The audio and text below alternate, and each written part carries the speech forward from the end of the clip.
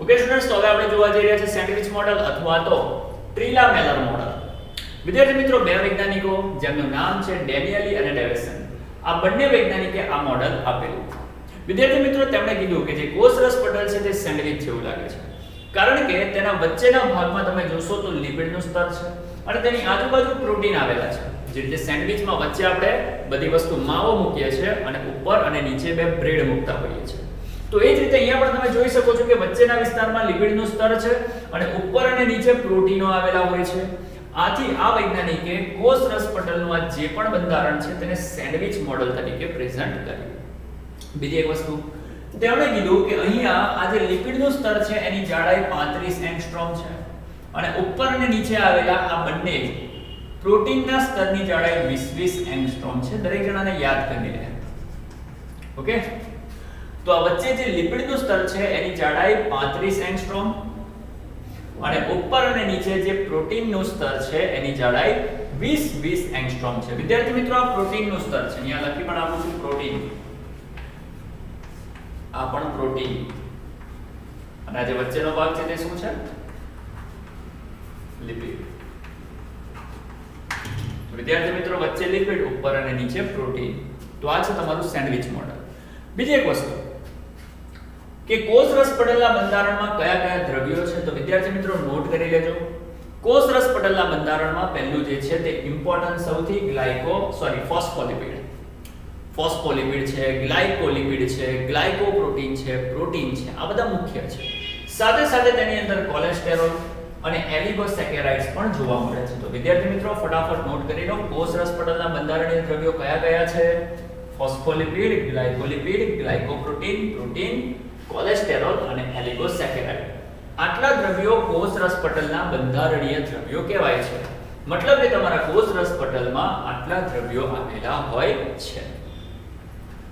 કોષના ઓળખની પ્રક્રિયામાં કોષરસ પટલની બહારની સપાટી પર આવેલા ગ્લાયકોપ્રોટીન અને ગ્લાયકોલિપિડ અગત્યનો ભાગ ભજવે છે. તમને 1 માર્કમાં પૂછી શકે છે, 4 માર્કમાં નીટની અંદર કોઈ આવો વિકલ્પ પૂછાઈ શકે છે કે કોષની ઓળખ માટે નીચેનામાંથી કોણ અગત્યનો ભાગ ભજવે છે? તો આન્સર આવશે ગ્લાયકોપ્રોટીન અથવા તો ગ્લાયકોલિપિડ.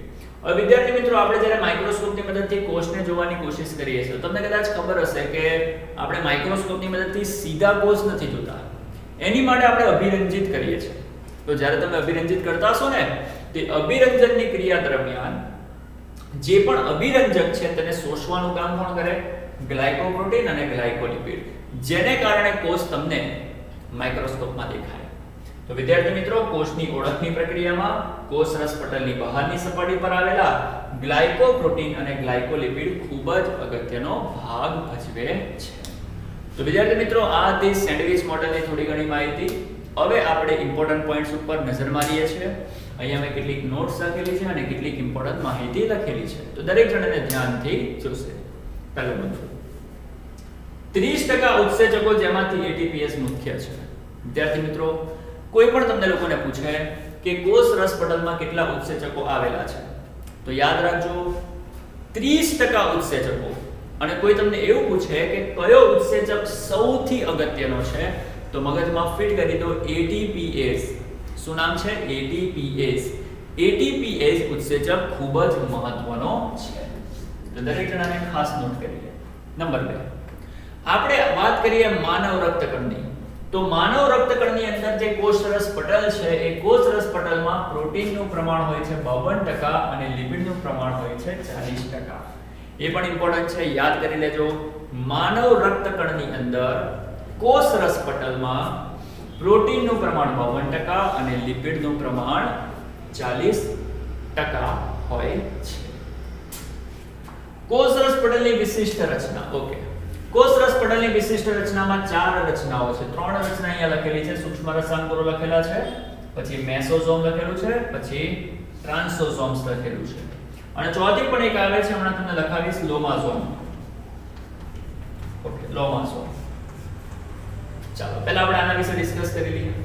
સૂક્ષ્મ રસાંકોરો શું છે? વિદ્યાર્થી મિત્રો, જે સૂક્ષ્મ રસાંકોરો છે ને તે આંગળી જેવા પ્રવર્તો છે. તો અહીંયા સાઈડ ઉપર લખું છું આંગળી જેવા પ્રવર્તો. અને વિદ્યાર્થી મિત્રો સૂક્ષ્મ રસાંકુરો શું કામ કરે? તો કે સૂક્ષ્મ રસાંકુરો શોષણનું કામ કરે. અગત્યના દ્રવ્યો હોય તેને શોષી લેવાનું કામ કરે છે. તો કોષરસ પટલની સપાટી પર અથવા તો કોષરસ પટલ ઉપર ઘણી વખત વિશિષ્ટ રચના સ્વરૂપે સૂક્ષ્મ રસાંકુરો જોવા મળે છે. આ સૂક્ષ્મ રસાંકુરો આંગળી જેવા પ્રવર્ધો છે. આંગળી જેવા પ્રવર્ધો. અને એમનું કામ શું છે વિદ્યાર્થી મિત્રો? શોષણ કરવાનું. શું કામ કરે છે? શોષવાનું કામ કરતા હોય છે. બીજી વિદ્યાર્થી મિત્રો રચના છે મેસોઝોમ. વિદ્યાર્થી મિત્રો મેસોઝોમ આપણે આગળના વિડિયોમાં ભણીને આવ્યા છે, યાદ કરો. પ્રોકેરિયોટિકના આદિકોષ કેન્દ્રીય કોષ આપણે ભણ્યા ને, એની અંદર મેં તમને મેસોઝોમની માહિતી આપેલી. યાદ કરો, આપણે બોલતા હતા કે આદિકોષ કેન્દ્રીય કોષની અંદર કોષરસ પટલના અંતર્વલનથી એક વિશિષ્ટ પ્રકારની રચના ઉત્પન્ન થાય છે જેને મેસોઝોમ કહે છે. અને મેસોઝોમ એ આદિકોષ કેન્દ્રીય કોષનું અગત્યનું લક્ષણ છે. તો વિદ્યાર્થી મિત્રો મેસોઝોમ એ જ છે, બીજું કંઈ નથી. તો મેસોઝોમની વાત કરીએ તો યાદ કોને કરવાનો? પ્રોકેરિયોટિક કોષ. પ્રોકેરિયોટિક નો મતલબ શું? આદિકોષ કેન્દ્રીય કોષ. તો પ્રોકેરિયોટિક કોષની અંદર કોષરસ પટલના અંતર્વલનથી જે પણ ઉત્પન્ન થાય છે તેનું નામ મેસોઝોમ છે. અને મેસોઝોમ શું કામ કરે છે? યાદ કરો, મેસોઝોમનું કામ કોષીય શ્વસન કરવાનું છે. શું છે? કોષીય શ્વસન. એનું મુખ્ય કામ છે કોષીય શ્વસન કરવાનું. ઓકે. એના પછી વાત કરી છે ટ્રાન્સોસોમ્સ. વિદ્યાર્થી મિત્રો યાદ રાખજો કે પક્ષીઓ જે આવે એ પક્ષીઓના અંડપિંડમાં જોવા મળતી 3 પટલવાળી અંગિકા, એને તમારે લોકોએ નામ આપવાનું છે ટ્રાન્સોસોમ્સ. દરેક જણ આ વસ્તુને નોટ કરી લે. પક્ષીઓમાં અંડપિંડની અંદર 3 પટલવાળી એક રચના જોવા મળે છે, એને તમારે નામ આપવાનું છે ટ્રાન્સોસોમ્સ. ચોથી વસ્તુ અને અગત્યની વસ્તુ જેમ અહીંયા લખેલી લોમાઝોમ. શું છે આ લોમાઝોમ? તો ધ્યાનથી સમજવાની કોશિશ કરજો. જે ફૂગ આવે, ફૂગ, તો લખું છું પહેલા તો અહીંયા ફૂગમાં કોષરસ પટલના અંતર્વલનથી બનતી રચનાને લોમાઝોમ કહે છે. વિદ્યાર્થી મિત્રો યાદ રાખજો, જે ફૂગ આવે ને, ફૂગ, એ ફૂગના કોષની અંદર કોષરસ પટલના અંતર્વલનથી એક વિશિષ્ટ રચના ઉત્પન્ન થાય છે. સારી ભાષામાં બોલીએ તો એવું બોલાય કે ફૂગની અંદર કોષરસ પટલના અંતર્વલનથી એક વિશિષ્ટ રચના વિભેદિત થાય છે. અને વિભેદિત થતી આ રચનાને લોમાઝોમ કહે છે. તો લોમાઝોમ શું છે દરેકને ખબર પડી. અને કોઈ પૂછે કે લોમાઝોમ શું કામ કરે છે, તો યાદ રાખજો, લોમાઝોમ કોષ દિવાલની ઉત્પત્તિ સાથે સંકળાયેલી છે. તો લોમાઝોમનું કામ પણ અહીંયા લખી નાખું છું. લોમાઝોમ કોષ દિવાલની ઉત્પત્તિ અથવા તો કોષ દિવાલની રચના સાથે સંકળાયેલી છે. તો ખાસ આને નોંધી લેજો, મોસ્ટ ઇમ્પોર્ટન્ટ છે આ પણ પોઈન્ટ. ફૂગમાં કોષરસ પટલના અંતર્વલનથી જે ઉત્પન્ન થાય તે લોમાઝોમ, અને પ્રોકેરિયોટિક કોષમાં કોષરસ પટલના અંતર્વલનથી જે પણ ઉત્પન્ન થાય તે મેસોઝોમ. મેસોઝોમ અને લોમાઝોમ આ બંનેને ખાસ નોટ કરી લેજો. MCQ એમાંથી પૂછાઈ શકે છે નીટમાં, બહુ જ ઇમ્પોર્ટન્ટ છે. બીજો પણ એક ઇમ્પોર્ટન્ટ પોઈન્ટ છે, લિપિડનું સ્તર આયનો માટે અપ્રવેશશીલ હોય. યાદ રાખી લેજો, લિપિડનું સ્તર કોની માટે અપ્રવેશશીલ હોય? મગજમાં ઉતારી દો. લિપિડનું સ્તર કોની માટે અપ્રવેશશીલ હોય? આયનો માટે તે અપ્રવેશશીલ હોય છે. તો ક્લિયર થઈ ગયું? એકવાર આપણે ફટાફટ નોટ કરી લો, પછી નવો પોઈન્ટ આગળ વધીએ છીએ. ઓકે સ્ટુડન્ટ્સ, આપણે જાણીએ છીએ કે કોષરસ પટલ એની આજુબાજુના વિસ્તારમાં એક નિર્જીવ આવરણ આવેલું હોય છે. અને આ જે નિર્જીવ આવરણ છે તેને આપણે નામ આપીએ છીએ કોષ દિવાલ. બીજી વસ્તુ કે કોષ દિવાલ ખાલી અને ખાલી તમારા કોષને આકાર આપવાનું કામ નહીં કરે, સાથે સાથે તે યાંત્રિક આધાર અને રક્ષણ પણ પૂરું પાડવાનું કામ કરે છે. બીજી વસ્તુ વિદ્યાર્થી મિત્રો, આપણને ખબર છે કે કોષ દિવાલ કોનામાં હોય? પ્રાણીમાં ના હોય, વનસ્પતિના કોષોમાં હોય. પ્રાણીના કોષમાં કદી પણ કોષ દિવાલ જોવા મળતી નથી. તો વિદ્યાર્થી મિત્રો અહીંયા કોષ દિવાલ વિશે કેટલાક ઇમ્પોર્ટન્ટ પોઈન્ટ્સ મેં લખેલા છે, તો આપણે તેના ઉપર થોડી ચર્ચા કરી લઈએ. તો શરૂ કરીએ છીએ કોષ દિવાલ પર આધારિત ઇમ્પોર્ટન્ટ પોઈન્ટ્સ. જે લીલ છે તેની કોષ દિવાલ વિદ્યાર્થી મિત્રો સેલ્યુલોઝ, ગેલેક્ટન્સ, મેનોસ અને ખનિજ તત્વો જેવા કે કેલ્શિયમ કાર્બોનેટની બનેલી હોય છે. તો વિદ્યાર્થી મિત્રો દરેક જણ યાદ રાખે લીલની કોષ દિવાલ શેની બનેલી હોય છે. એવી જ રીતે લીલ સિવાય જે બીજી વનસ્પતિઓ છે તેની કોષ દિવાલ શેની બનેલી હોય? તો વિદ્યાર્થી મિત્રો બીજી બધી વનસ્પતિની કોષ દિવાલ સેલ્યુલોઝ, હેમિસેલ્યુલોઝ, પેક્ટિન અને પ્રોટીનની બનેલી હોય છે. જો તમે ફૂગની વાત કરશો તો તેની કોષ દિવાલ કાઇટિન ધરાવે છે, એ પણ દરેકને ખબર હશે, અને ના ખબર હોય તો દરેક જણ નોટ કરી લો. ફૂગની કોષ દિવાલ કાઇટિન ધરાવે છે. ફૂગની કોષ દિવાલનું નિયમન લોમોઝોમ કરે છે. હમણાં જ મેં તમને આગળના લેક્ચરમાં બતાવ્યું, થોડી વાર પહેલા જ મેં તમને બતાવ્યું કે લોમોઝોમ યાદ છે ને, ફૂગની અંદર જે કોષરસ પટલ છે એ અંતર્વલન પામી એક વિશિષ્ટ અંગિકાનું વિભેદન કરે છે જેનું નામ છે લોમોઝોમ. અને અહીંયા ચેક કરો, લોમોઝોમ એ ફૂગની કોષ દિવાલનું નિયમન કરે છે. મોસ્ટ ઇમ્પોર્ટન્ટ છે લોમોઝોમ, ફૂગની કોષ દિવાલનું નિયમન કરે છે. પ્રોકેરિયોટામાં કોષ દિવાલ બનેલી હોય છે પેપ્ટિડોગ્લાયકેન. પ્રોકેરિયોટાનો મતલબ ખબર છે? પ્રોકેરિયોટા એટલે આદિ કોષ કેન્દ્રી કોષ. કાલે આપણે જોઈ ગયેલા છે આગળના લેક્ચરમાં આદિ કોષ કેન્દ્રી કોષ જ્યારે મેં તમને ભણાવ્યું ને એમાં મેં તમને આનો ઉલ્લેખ કરેલો છે કે એની કોષ દિવાલ બનેલી હોય છે પેપ્ટિડોગ્લાયકેનની. સાથે સાથે યાદ કરો, મેં તમને એવું પણ કીધેલું કે કોષ દિવાલ અણુકીય ચાળણી તરીકે વર્તે છે અને મોટા અણુને અંદર પ્રવેશવા પર પ્રતિબંધ મૂકે છે. કીધેલું ને? તો એ વસ્તુ છે કે પ્રોકેરિયોટામાં તે બનેલી હોય છે પેપ્ટિડોગ્લાયકેનની. માઇકોપ્લાઝમામાં કોષ દિવાલ હોતી નથી. માઇકોપ્લાઝમા તમે પીપીએલઓ કહી શકો, એમાં કોષ દિવાલ હોતી નથી. નીચેનામાંથી કોનામાં કોષ દિવાલ જોવા નથી મળતી? તો યાદ રાખજો માઇકોપ્લાઝમા. પૂછાઈ શકે છે આવા વિકલ્પો. તરુણ વનસ્પતિની તમે વાત કરો, તરુણ વનસ્પતિ, તો તરુણ વનસ્પતિમાં જે પણ કોષ દિવાલ હોય તે પ્રાથમિક પ્રકારની હોય અને પ્રાથમિક કોષ દિવાલ સેલ્યુલોઝની બનેલી હોય. યાદ રાખજો, તરુણ પ્રકાંડની અંદર, તરુણ વનસ્પતિની અંદર કોષ દિવાલ પ્રાથમિક પ્રકારની હોય અને પ્રાથમિક કોષ દિવાલ બનેલી હોય ખાલી અને ખાલી સેલ્યુલોઝની. જેમ જેમ તમારી વનસ્પતિની વૃદ્ધિ થતી જાય તેમ તેમ તમારી જે કોષ દિવાલ છે તેના ઉપર વિવિધ દ્રવ્યોનું સ્થૂલન થતું જાય છે, જેના પરિણામે તમારી પ્રાથમિક કોષ દિવાલ રૂપાંતરિત થઈ જતી હોય છે દ્વિતીય કોષ દિવાલમાં.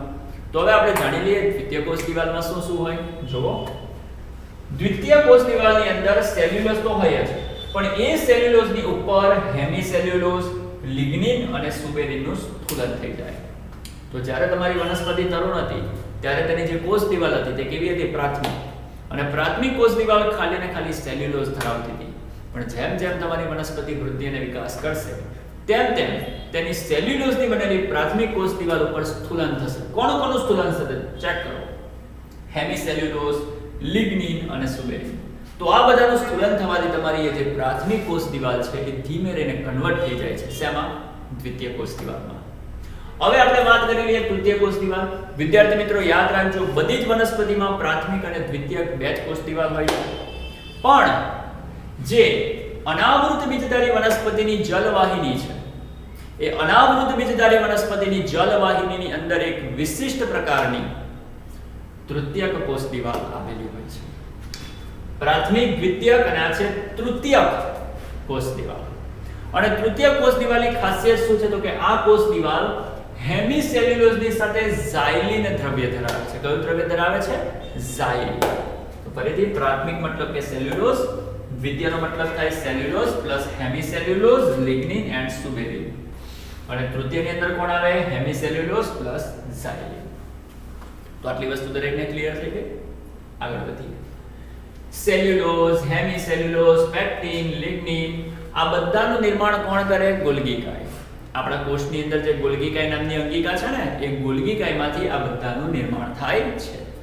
જ્યારે ક્યુટિન અને સુબેરિનનું નિર્માણ સ્ફોરોઝોમમાંથી થાય. જે સ્ફોરોઝોમ નામની જે રચના છે ને એમાંથી નિર્માણ કોનું થાય?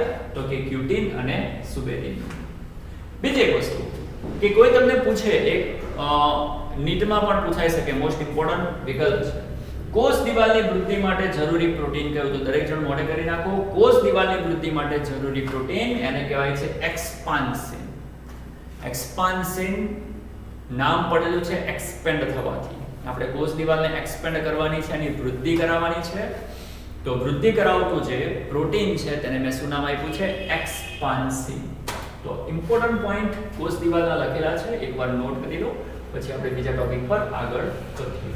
હા, બીજી એક વસ્તુ વિદ્યાર્થી મિત્રો, જેટલા પણ પોઈન્ટ્સ હું તમને અહીંયા કરાવું છું દરેકને નોટ કરવાનું રાખજો અને લખવાનું ખાસ રાખજો. સ્ક્રીનશોટ પાડીને એને લખવાનું ખાસ રાખજો, કારણ કે આમ તેમ ગયા ને એના પછી બીજી વખતે તમને લોકોને નહીં મળે, ભૂલી જવાશે.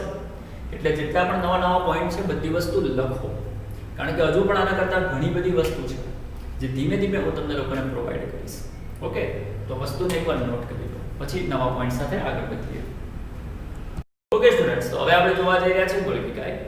વિદ્યાર્થી મિત્રો, ગોલ્ગી કાય એમના જે શોધક હતા તેમનું નામ હતું કેમિલો ગોલ્ગી. કેમિલો ગોલ્ગીએ સૌપ્રથમ ગોલ્ગી કાયની શોધ ક્યાંથી કરી ખબર છે? ઘુવડના ચેતાકોષમાંથી. હા, ઘુવડના ચેતાકોષમાં AGNO3 ની મદદથી તેમણે ગોલ્ગી કાયની શોધ કરેલી. તો દરેક જણ આ મુદ્દાને નોટ કરી લે. AGNO3 ની મદદથી કેમિલો ગોલ્ગીએ ઘુવડના ચેતાકોષમાં સૌપ્રથમવાર ગોલ્ગી કાયની શોધ કરી. હવે વિદ્યાર્થી મિત્રો આપણે જાણીશું કે ગોલ્ગી કાયની રચના કેવી હોય. તો કે વિદ્યાર્થી મિત્રો, ગોલ્ગી કાયની જે રચના છે એ ચપટી પટલમય કોથળીઓની થપ્પીમય ગોઠવણીથી રચાય છે. મતલબ કે માની લો કે અમુક જે કોથળીઓ છે ફૂલેલી, થોડી ફૂલેલી પણ ચપટી કોથળીઓ, જો એને આપણે આ રીતે ગોઠવી દઈએ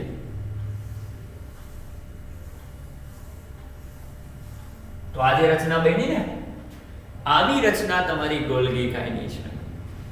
અને બીજું કે એ જે પટલમય કોથળીઓ જેવી રચના છે એને આપણે સિસ્ટરની કહીશું. શું કહીશું?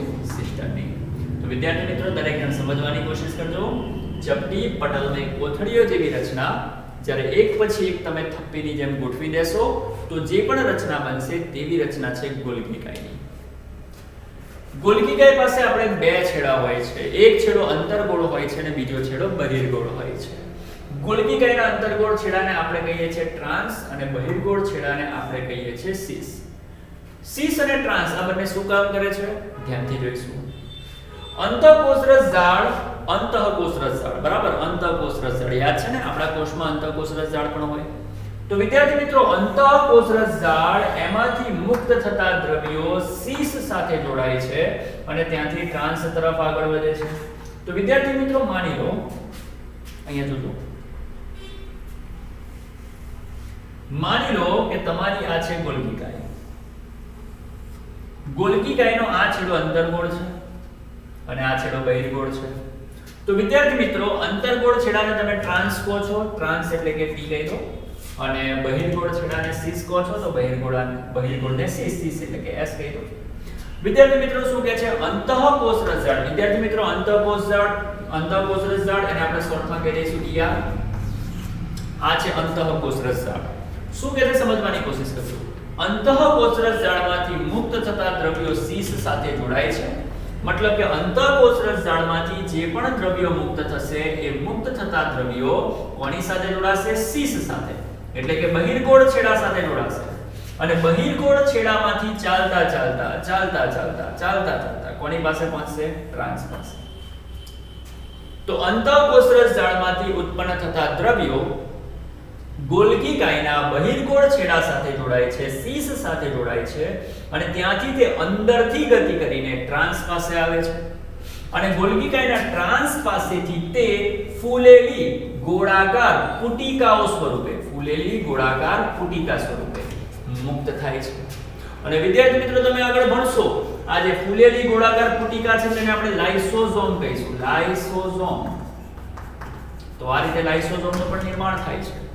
અને અહીંયા જો બસ લખેલું છે લાઇસોઝોમની રચના અંતઃકોષરસ જાળ અને ગોલ્ગી કાય વડે થાય છે. આ છે અંતઃકોષરસ જાળ, આ છે ગોલ્ગી કાય, એ બંનેની મદદથી રચના થાય છે લાઇસોઝોમની. છે કે નહીં? તો ફરીથી એકવાર જોઈ લો. અંતઃકોષરસ જાળમાંથી મુક્ત થતા દ્રવ્યો સિસ સાથે જોડાય છે, ટ્રાન્સ તરફ આગળ વધે છે, ત્યાંથી પુટિકામાં ગોઠવાઈ જાય અને અલગ થઈ જાય છે. અંતઃકોષરસ જાળમાંથી સિસ, સિસમાંથી ટ્રાન્સ, ટ્રાન્સમાંથી પુટિકા અને પુટિકા સ્વરૂપે અલગ થઈ જાય છે અને એ જ પુટિકા આગળ જઈને શું બની? લાઇસોસોમ. આવડે કે ના આવડે? આગળ વધીએ. ગ્લાયકોલિપિડ અને ગ્લાયકોપ્રોટીન એનું સંશ્લેષણ સ્થાન છે ભાઈ, યાદ રાખજો.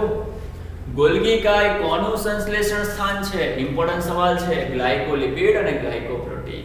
અને ગ્લાયકોલિપિડ અને ગ્લાયકોપ્રોટીન એ કોષની ઓળખ માટેના અગત્યના દ્રવ્યો છે. આગળ ભણ્યા કે ના ભણ્યા? બધી વસ્તુને ભેગી કરીને કામ કરશો ને તો મજા આવશે. જો કે ઘણું બધું ભેગું થશે. રોજનું રોજ રિવાઇઝ કરશો. રોજનું રોજ એકને એક વસ્તુને જો કરશો તો બધી વસ્તુ ધીમે ધીમે મગજમાં ફિટ થવા લાગશે. ઓકે, આગળ વધીએ. જો માનવ રક્તકણ, પરિપક્વ શુક્રકોષ અને નીલહરિત લીલમાં તેનો અભાવ હોય છે. તમને પૂછી શકે વિકલ્પમાં નીચેનામાંથી કોની અંદર ગોલ્ગી કાય જોવા નથી મળતી? તો આ ત્રણમાંથી કોઈ એક હોય તો તમારે આન્સર ટિક કરી દેવાનો. આ ત્રણની અંદર ગોલ્ગી કાય જોવા મળતી નથી. ઉત્પત્તિ. ગોલ્ગી કાયની ઉત્પત્તિ કોણ કરે? ઈઆર. ઈઆર નો મતલબ કોણ? અંતઃકોષ રસજાળ. ઈઆર. કાં તો તેની ઉત્પત્તિ ઈઆર કરશે, કાં તો તેની ઉત્પત્તિ કોષ કેન્દ્ર પટલ કરશે, કાં તો તેની ઉત્પત્તિ પૂર્વ ગોલ્ગી કાય કરશે. તો ગોલ્ગી કાય એની ઉત્પત્તિ ત્રણ રીતે થઈ શકે છે. કાં તો ઈઆર માંથી, કાં તો કોષ કેન્દ્ર પટલમાંથી, કાં તો પૂર્વ ગોલ્ગી કાય મતલબ કે જે જૂની ગોલ્ગી કાય છે તેમાંથી તેની ઉત્પત્તિ થઈ શકે છે. તેના બીજા પણ નામ છે. ગોલ્ગી કાયને જુદા જુદા સ્વરૂપે ઓળખાય છે. એને ઓળખાય છે ઇડિયોસોમ તરીકે. એના નામ છે ભાઈ ઇડિયોસોમ. પછી લિપોકોન્ડ્રિયા, ડાલ્ટન કોમ્પ્લેક્સ, ટ્રોફોસ્પોન્જિયમ અને બેકર્સ બોડી. તો વિદ્યાર્થી મિત્રો એને પણ તમે નોટ કરી લેજો. ગોલ્ગી કાય નીચેનામાંથી શેના સ્વરૂપે ઓળખાય છે?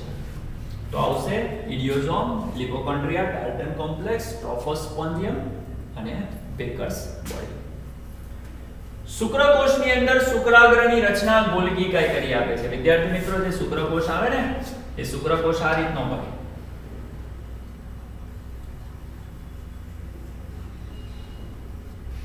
શુક્રકોષ આ રીતની રચના છે. એ શુક્રકોષની અંદર જે આગળનો વિસ્તાર છે, આ જે ભાગ છે એને કહેવાય શુક્રાગ્ર. અને એ જે શુક્રાગ્ર છે એનું નિર્માણ કરવાનું કામ ગોલ્ગી કાય કરે છે ભાઈ. જે તમે 12મા ધોરણમાં ભણશો. 12મા ધોરણમાં તમે ભણશો કે ગોલ્ગી કાય શુક્રકોષમાં શુક્રાગ્રનું નિર્માણ કરે છે. પછી હમણાં મેં તમને કીધું કે લાઇસોસોમની રચના અંતઃકોષ રસજાળ અને ગોલ્ગી કાયની મદદથી થતી હોય છે. બીજું કે કોષ વિભાજન જ્યારે પણ થવાનું હોય તો એ કોષ વિભાજનમાં જે કોષીય તકતી છે એ કોષીય તકતી એની પણ ઉત્પત્તિ ગોલ્ગી કાય સાથે સંકળાયેલી છે. વિદ્યાર્થી મિત્રો જ્યારે કોષ વિભાજન થતું હોય ને તો કોષીય પ્લેટ બને. એ જે કોષીય પ્લેટ છે એ કોષીય પ્લેટની રચના કરવા માટે ઉપયોગી છે ફ્રેગમોપ્લાસ્ટ. મગજમાં ઉતારજો આ બધી વસ્તુ, નામો અલગ અલગ છે, યાદ કરવા પડશે. કોષ વિભાજન વખતે રચાતી જે કોષીય તકતી છે એનું નામ છે કોષ વિભાજન વખતે એક કોષીય તકતી રચાય છે. એ જે કોષીય તકતી છે તેની રચના કરે છે ફ્રેગમોપ્લાસ્ટ. અને એ જે ફ્રેગમોપ્લાસ્ટ છે તેને બનાવવાનું કામ કરે છે તમારી ગોલ્ગી કાય. તો કોષ વિભાજન દરમિયાન રચાતી કોષીય તકતી એની રચના માટે ઉપયોગી ફ્રેગમોપ્લાસ્ટ એની બનાવટ કરવાનું કામ ગોલ્ગી કાય કરે છે. તો આ હતા ગોલ્ગી કાય પર આધારિત કેટલાક ઇમ્પોર્ટન્ટ પોઈન્ટ. એકવાર રિવાઇઝ કરવો તો ફરીથી જોઈ લો. કેમિલો ગોલ્ગીએ શોધ કરી. સૌપ્રથમ તેમણે ઘૂંટણનો કોષ લીધો હશે. કયો કોષ? ચેતાકોષ. એની અંદર AGNO3 ની મદદથી ગોલ્ગી કાય જોવામાં આવી હતી. ચપટી છે, પટલમય કોથળી જેવી રચનાઓ ધરાવે છે. એ પટલમય કોથળીઓને થપ્પીમય ગોઠવી દો તો જે રચના બને તે ગોલ્ગી કાયની હોય છે. તેના બે છેડા છે, અંતર્ગોળ, બહિર્ગોળ. અંતર્ગોળને ટ્રાન્સ કહેવાય, બહિર્ગોળને સિસ કહેવાય. પછી યાદ શું રાખવાનું?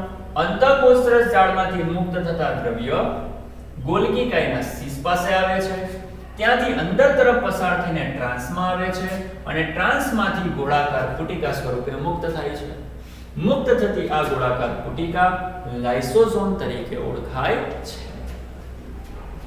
ગ્લાયકોલિપિડ અને ગ્લાયકોપ્રોટીન એના સંશ્લેષણનું સ્થાન છે. ગોલ્ગી કાયમાંથી ગ્લાયકોલિપિડ અને ગ્લાયકોપ્રોટીનનું સંશ્લેષણ થાય છે.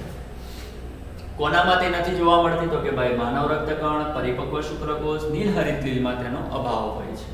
ઉત્પત્તિ તો કે ER એટલે કે અંતઃકોષ રસઝાડ, કાં તો કોષ કેન્દ્ર પટલ, કાં તો પછી પૂર્વ ગોલ્ગીકાયમાંથી તેની ઉત્પત્તિ થઈ શકે છે. શુક્રકોષમાં શુક્રાગ્રની રચના કરી આપે છે. વિદ્યાર્થી મિત્રો આ એના નામ છે ને એકવાર જોઈ લેજો.